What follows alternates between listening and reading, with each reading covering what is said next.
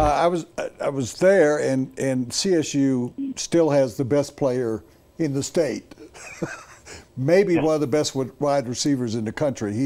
Higgins is going to be right there at the top of wide receivers being considered.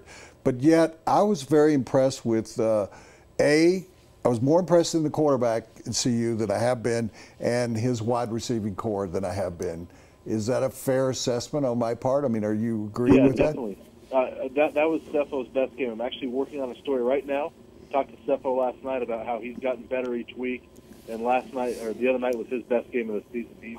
He really did not play well at Hawaii.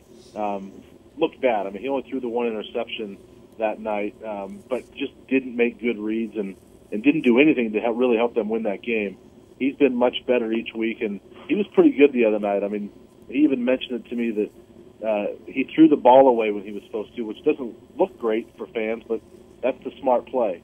And he's doing that better than he did last year through the first 3 games, I think. And so I think he's looking good. The receiving core, I think we expected more out of it, but they're not throwing as much yet. And so the little bit they are throwing, I think we are seeing some good things when it comes to Spruce, Shea Fields, and Devin Ross. Brian, I understand why people are more optimistic. It's understandable. Yeah.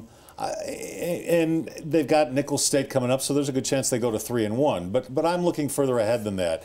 The CU team you've seen, should I be optimistic that they're going to be more competitive in the Pac-12? They've got a killer schedule. We all know that. It's a very tough conference. It's a very good division they're in. Are you looking at CU possibly winning a couple of games in conference this year? Yeah, definitely. I think there's realistic opportunity or realistic reason to have some optimism here because of those things I said. I mean, they're doing things they haven't done in the past.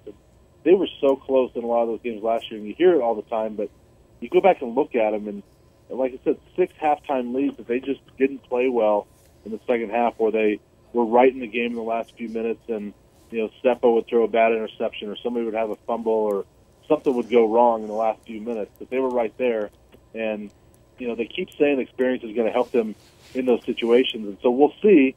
But I think that last week against CSU was a pretty good indication that that's actually turning out to be true. Hey, Brian, as always, thanks for your time. Thanks, guys. All right, Brian Howell of the Boulder Daily Camera. He writes about the CU Buffs, and all of our guests are brought to you by Papa John's. Better ingredients, better pizza, Papa John's.